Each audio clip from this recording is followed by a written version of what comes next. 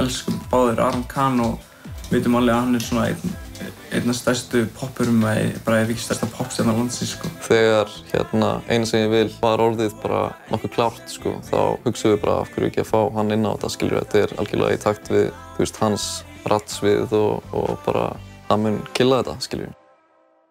Ekki fara heim, þú veist ég fer aldrei heyri ekki